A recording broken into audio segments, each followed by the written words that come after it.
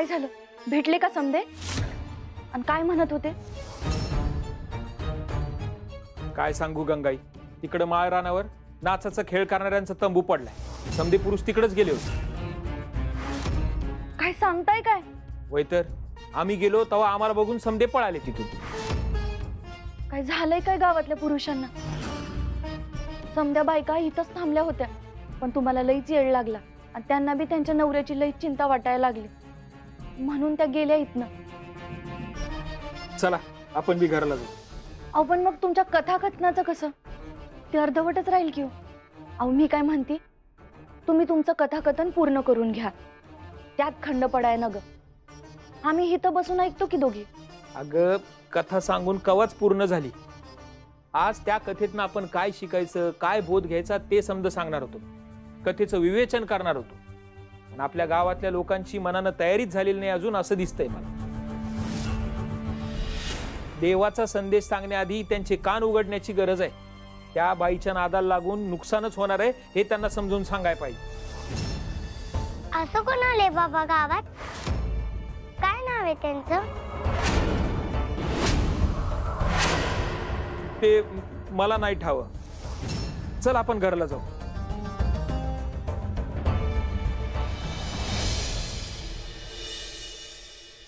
सावित्रीबाई, लोहार भाऊ आले का हो घरी?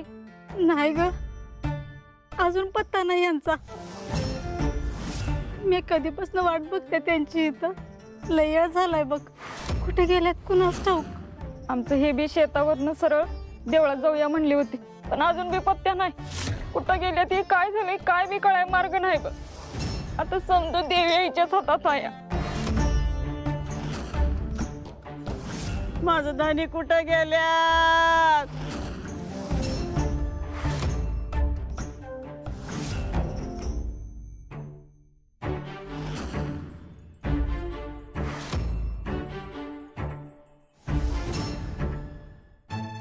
जगदंबा, आमच्या हे कुठे गेले असतील ग जगदंबा? मागच्या वेळी समध्या गावाला तूच वाचवली होतीस बघ.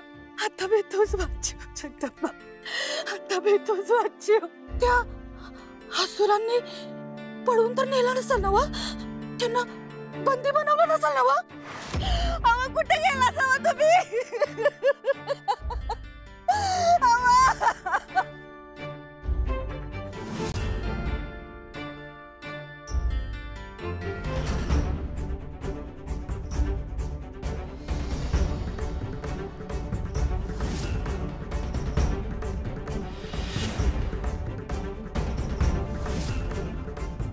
देवी आई, काळजी घे ग बाई. सगळेच पुरुष एकाएकी निघून गेले, म्हणजे हे काहीतरी वेगळं आहे. ती दुष्ट शक्ती मला जाणवली होती. ती साधी नाही आहे, ही जास्त भयंकर आहे. पण नेमकं काय आहे ते मला शोधून काढायलाच लागेल, आणि त्यासाठी मला तयार राहायला लागेल.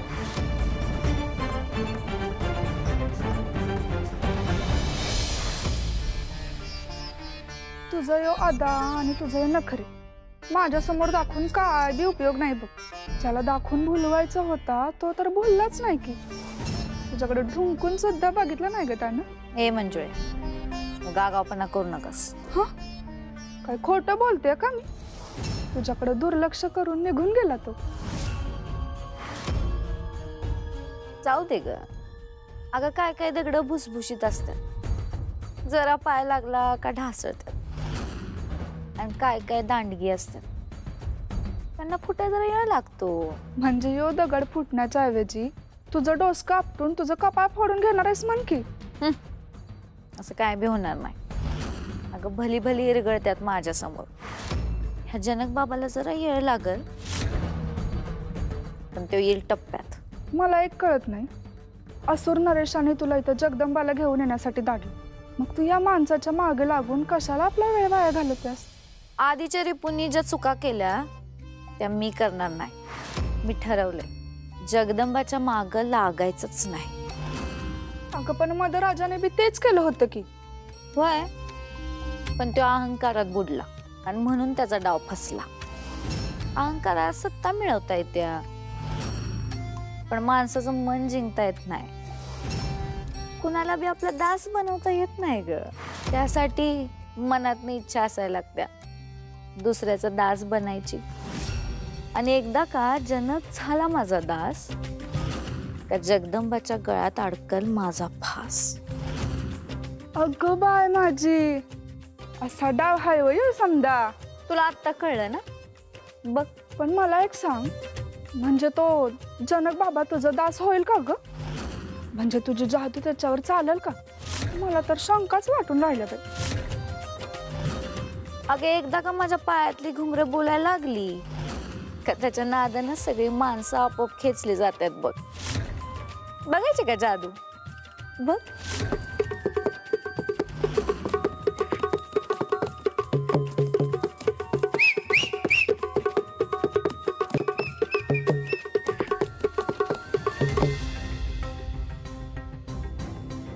काय मग बघितलीस का जादू?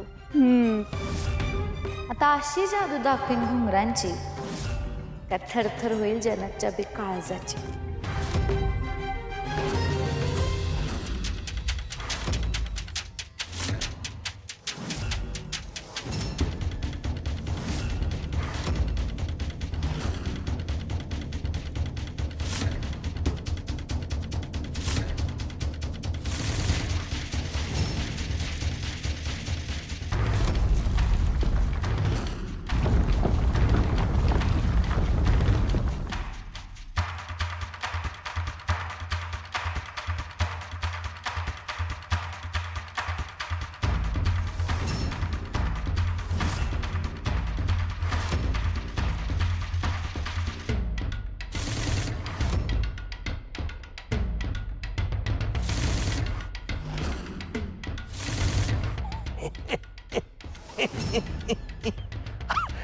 ये आलास?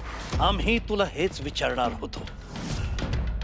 तू पुन्हा आलास कशासाठी? आधी तू का आलायस ते कळू दे.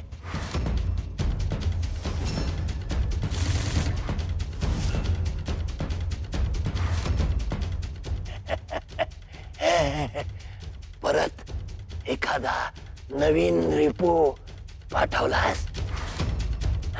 जगदंबेच्या मागे पाठवलास? हो. मग आम्ही दुसरं काय करायला हवं होतं? तुझं ऐकून निष्क्रिय शांत बसायला हवं होतं. तू जे काही सांगतोयस ते निरर्थक आहे, निरर्थक. आमच्या आजवरच्या योजना असफल झाल्या याचा अर्थ भविष्यातल्याही योजना असफल होतील असं नाही. या वेळेला आम्ही जो रिपू जगदंबावर पाठवणार आहोत तो महाशक्तिशाली आहे, सामर्थ्यवान आहे. आणि तू अकारण आमच्या कार्यात विघ्न आणतोयस, मोडता घालतोयस. मुडा, अरे रिपूला पाठवू नको असं कधी म्हणालो रे मी? कधी ऐकलंस? पाठव, रिपू पाठव. कदाचित यातलाच एखादा रिपू तुला हवं ते साध्य करून देईल. हा तुझा रिपू जगदंबेला इथं घेऊन येईल. होणार काय? काय होणार? तू जिंकशील त्यानं. ती पोरटी इथं आली तर तू जिंकशील काय? तू काय बोलतोयस तुझं तुला कळते? एकदा का ती चिमुरडी, ती जगदंबा माझ्या हातात आली की जिंकेन फक्त मीच.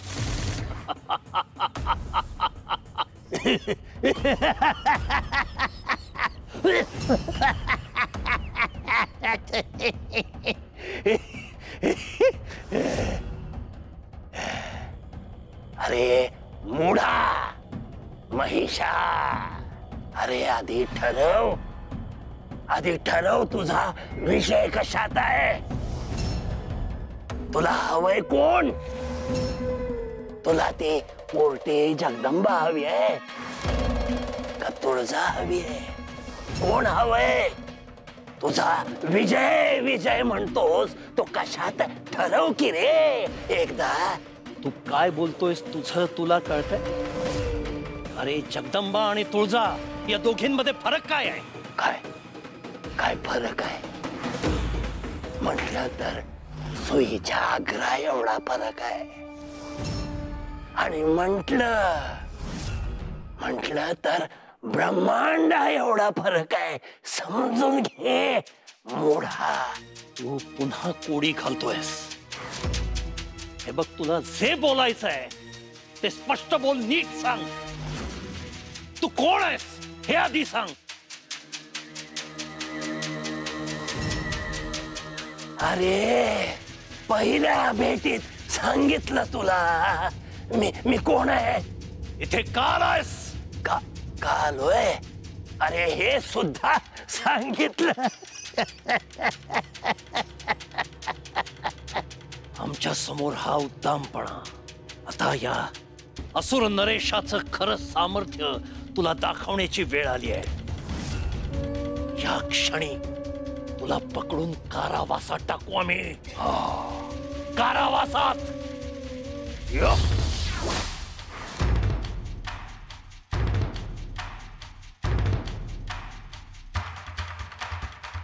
कुठं आहेस तू? लपून का बसलास?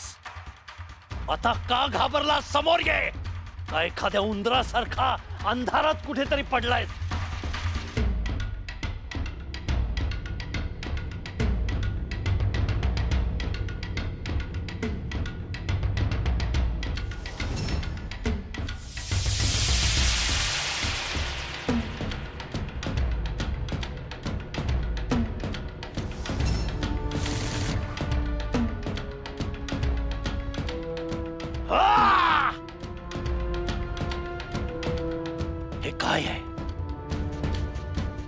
हे काय आहे? अरे अगोचर वृद्धा, हे काय आहे?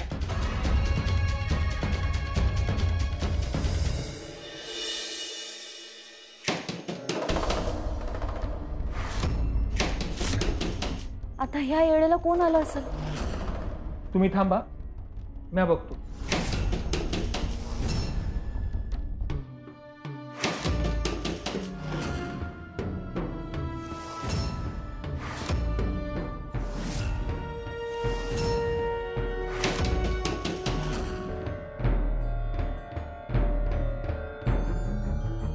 कोण आहे?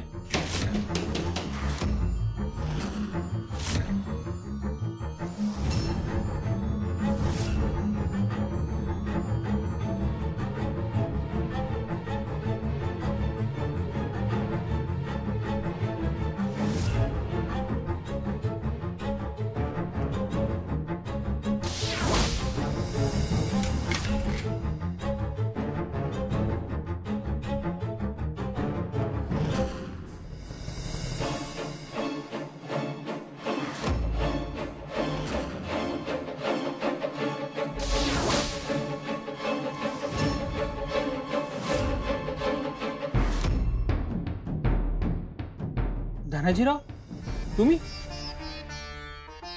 तुम्ही या वेळेला इथं कशी? गावातले माणसं अजून बी परत आले नाही हो.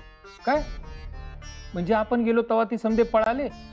त्याच्यानंतर वय की अहो मी त्याचा पाठलाग बी केलता. ते कुठं पळून गेले काही कळना.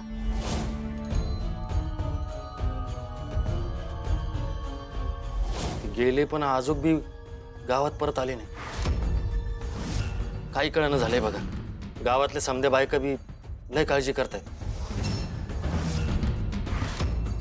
पण आता हे समधे गेले कुठे असतील? तेच की मला काय वाटतंय, आपण वरडू शिक्षा करू म्हणून रानात तर पळून गेले नसतील. आणि ते जर रानात गेले असते त्याला आसुरांनी पकडला असत. बायकांना बी तीच शंका वाटते. याचा पाठला करून आपण काही चूक तर केली नाही ना? नाही, आपण जे काय केलं ते बरोबरच होतं. तुम्ही उगा वंगाळ विचार मनात आणू नका बरं.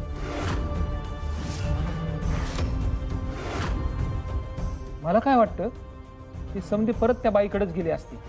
चला आपण जाऊन पाहू. चला. नाही तुम्ही थांबा. दिवसभरच्या कामानं तुम्ही दमला असाल, कथा कथण्यासाठी तुम्हाला पहाटे उठावी लागते. तुम्ही विश्रांती करा, मी बघून येतो त्याला. अहो पण तुम्ही एकटेच कशी जाणार? कुणीतरी बरोबर पाहिजे. मी येतो, चला. माझी काळजी करू नका, मी जातो व्यवस्थित. आणि मला काही कळलं की तुम्हाला सांगावं बी धाडतो.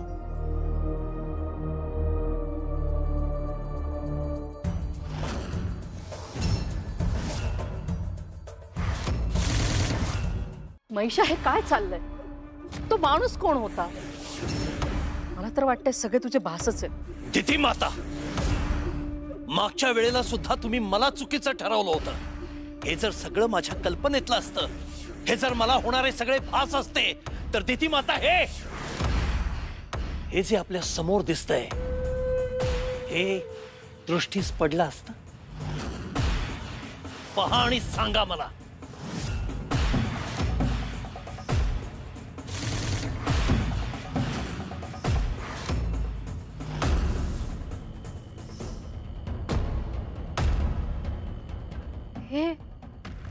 हे काय आहे?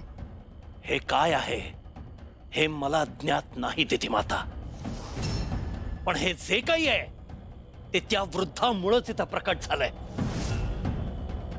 तो वृद्ध अदृश्य झाल्यानंतर या दालनात अंधार झाला होता. मी माझ्या मंत्रशक्तीने पुन्हा प्रकाश आणला तेव्हा इथे समोर हे प्रकट झालं होतं. काय आहे, कशासाठी आहे हे या क्षणी मला माहिती नाही, मला कळणार सुद्धा नाही. पण यामध्ये त्या वृद्धाचा हात आहे हे निश्चित. तिथी माता, मागच्याही वेळेला तो जेव्हा मला भेटला होता तेव्हा त्यानं मला एक कोड घातलं होतं, आणि हे सुद्धा कदाचित एक कोड आहे. काय अर्थ आहे याचा? तिथी माता, तुम्ही पहा आणि सांगा मला हे काय आहे. थांब, आम्हाला नीट बघू दे.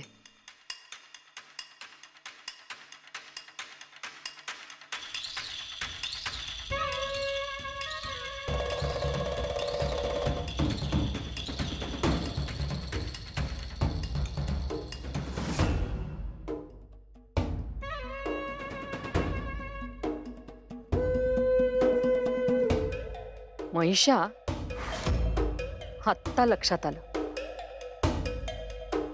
ही प्राचीन असुरी लिपी आहे. पण या सगळ्या रचनेचा नेमका अर्थ काय?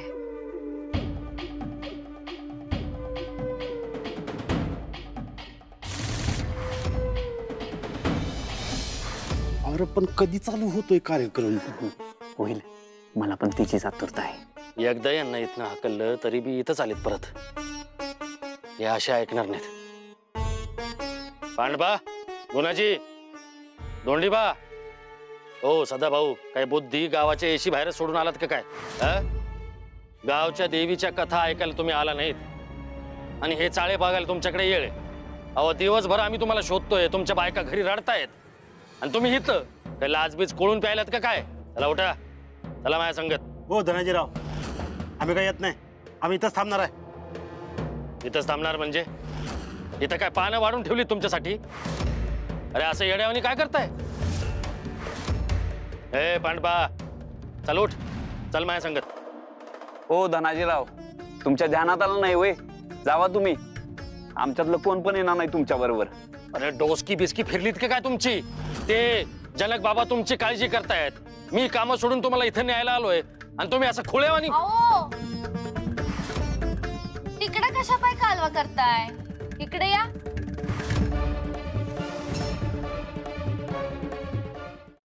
ये बघा बघ,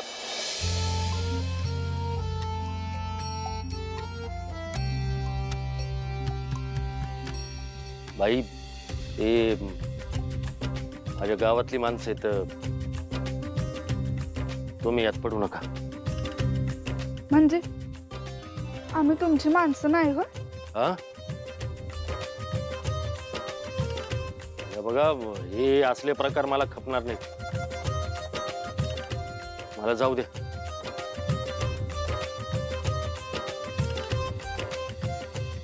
अहो जाऊ द्यायला कामनीनं अजून अडवलंय कुठं.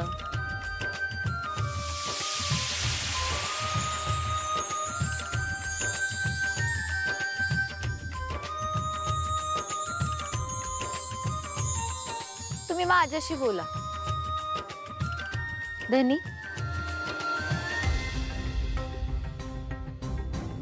धनाजी नाव आहे माझं. माहित आहे मला. लाडानं धनी म्हणलं तर चालेल ना हो. आणि धनी म्हणलं की कसं आपल्या माणसाशी बोलल्यासारखं वाटतंय, जवळच वाटतंय. आणि पण काय हो धनी, आम्ही एवढं प्रेमानं तुमच्या गावात आलो आणि तुम्ही समदा खेळ बिघडवायला लागला की आमचा.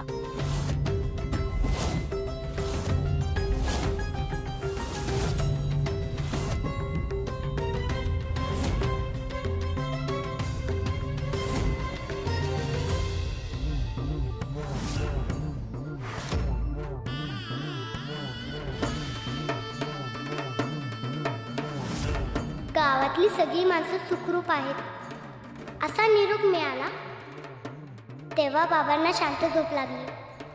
नाहीतर तोपर्यंत ते काळजीतच होते. सगळ्या गावाची झोप उडाल्या त्या बाईमुळे. ती नक्की कोण आहे याचा शोध मला घ्यायलाच हवा.